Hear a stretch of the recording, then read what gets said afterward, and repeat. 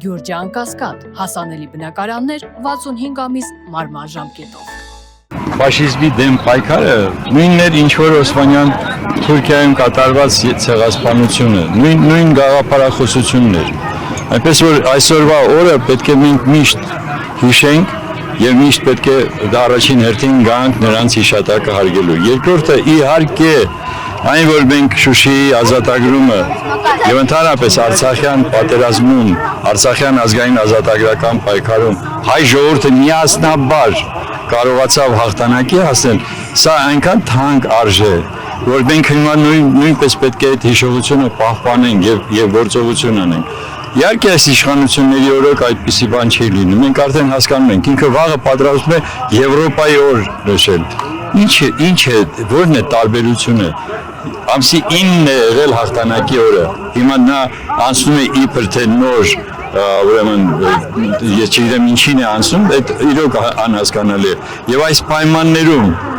թշնամացնել մեզ այդպիսի երկիր, ինչպիսին Ռուսաստանն է, սա ոչ թե անմտություն է, սա ուղղակի իրականում դավաճանություն է, որովհետև չի կարելի, կարող ես դու հրաժարվել, կարող ես դու դառնալ ինքնաբավ պետություն եւ որը շատ ավելի ճիշտ կլիներ, բայց դու չպետք է այսօրվա դրությամբ թշնամանաս այդպիսի պետության հետ, ինչպիսի Ռուսաստանն է, որի հետ ամենասերտ հարաբերությունները, ես կարող եմ ասեմ 300 տարվա այն հավասարակշռությունը, որ այս տարածաշրջանում կա, եթե Ռուսաստանը այստեղից հեռանա, խախտվելու է։ Շատ պարզ պատճառով, որովհետև այդպիսին է այս աշխարհաքաղաքական այս գործընթացը։ Ուստի դա կարևոր հանգամանք է, որ մենք շարունակենք ունենալ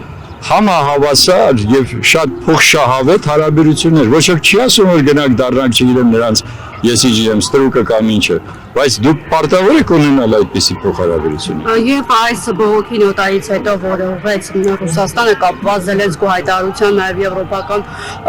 քաղաքի գագաթնաժողովի հետ, սա նաև որոշ վերլուծաբաններ այսպես համարում են Ռուսաստանի կողմից Հայաստանի ներքին գործերին միջամտություն, ինչու Հայաստանը իրավունք չունի իր ինքնիշխան ազատ տարածքում հյուրընկալել նրանց, ում ցանկանում է։ Իսկ ով է ասում, որ իրավունք չունի։ Հարցը որ իրավունքի խնդիրը չէր, այլ հարցը նրանում էր, թե ինչպիսի վերաբերմունք կար այդ դեպքում քո դաշնակից պետության նկատմամբ, որ դու թույլ ես տալիս, որ գա Զելենսկին այստեղ եւ այստեղից հոխորտա, թե ասի ես կարող եք արվի հրապարակը համապատասխան ձևով հարվածեմ։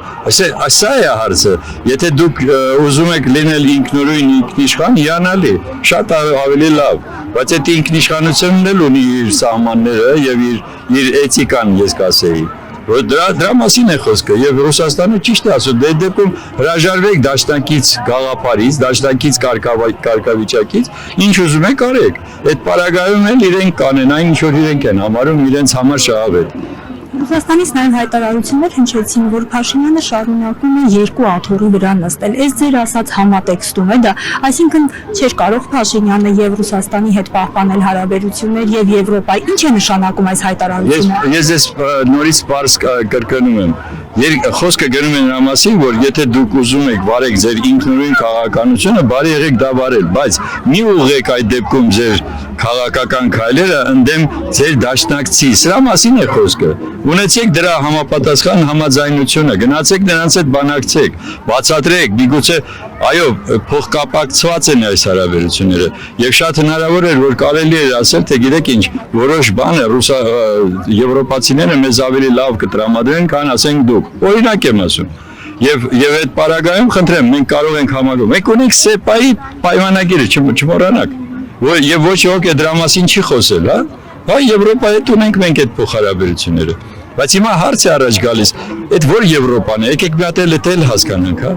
Որ Եվրոպայի հետ ենք մենք այսօր։ Նախկին Եվրոպայի ես ջատագովն եմ եղել եւ դասիրակվել եմ նրանց մշակույթի վրա։ Հիմիկվա այդ մշակույթը կարելի է համարել, որ դա եվրոպական է։ Ես դրա համար ասում եմ, եկեք հասկանանք ինչ ենք ուզում մենք այս աշխարհից։ Մենք ով ենք այս աշխարհում։ Փոխվում է աշխարհը մեր աչքի առաջ։ Այս ամբողջ ինչ որ հիմա կատարվում է այս տարածաշրջանում ազդելու է մեզ վրա։ Դուք հիմա հասկանում եք, որ Իրանի Իսլամական Հանրապետության համար անընդունելի է թրիփ կոչվածը։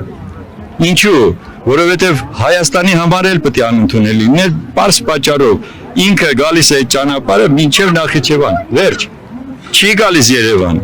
Ես ուզում դա հատուկ մեր ժողովուրդը հասկանա։ Չի գալիս Երևանից գնա, որպեսզի մենք ասենք բոլոր կոմունիկացիաները բացվում են։ Այ եթե կլիներ որ բոլոր կոմունիկացիաները բացվեին,